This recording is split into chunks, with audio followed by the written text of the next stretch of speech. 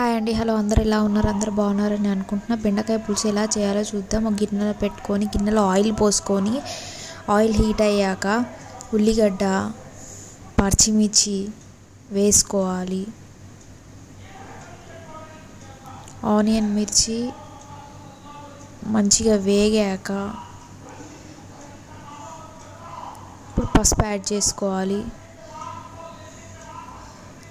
పసుపు మంచిగా కలుపుకున్న తర్వాత కట్ చేసుకొని పక్కన పెట్టుకున్న బెండకాయ ముక్కలు ఇందులో యాడ్ చేసుకోవాలి.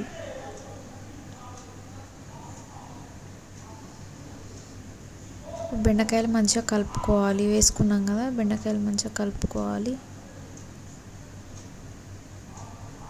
బెండకాయలు తొందరగా మక్కాలి అంటే తొందరగా ఉడకాలి అనుకుంటే ఒక చిన్న చిట్కా సాల్ట్ వేసుకోవాలి. కొంచెం సాల్ట్ వేసుకొని మంచిగా కలుపుకుంటే తొందరగా మక్కుతాయంట. బెండకాయలు అంటే తొందరగా ఉడుకుతాయంట. సో ఈ టిప్ నచ్చితే మీకు ఫాలో అవ్వండి. ఇప్పుడు కొంచెం బెండకాయలు ఉడికినాయి కదండి, బెండకాయలు ఉడికిన దాంట్లో తగినంత కారం వేసుకోవాలి.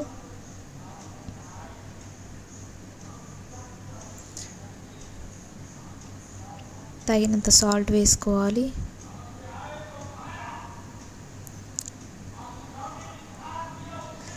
తగినంత జీలకర్ర, మెంతుల పొడి వేసుకోవాలి.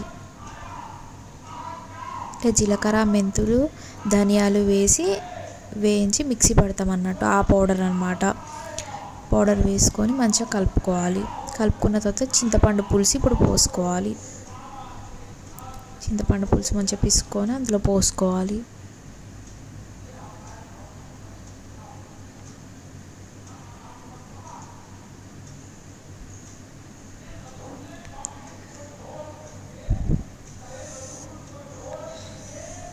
ఇప్పుడు ఇంకొంచెం కూడా పిసుకొని చింతపండు పులుసు అందులో పోసుకోవాలి. దాంట్లో తగినన్ని వాటర్ పోసుకోవాలి. ఇట్లా పులుసు మంచిగా మరగాలి. మరీ మంచిగా కొంచెం దగ్గర పడాలి పులుసు అనేది. సో బెండకాయ పులుసు అనేది రెడీ అయిపోయింది కర్రీ.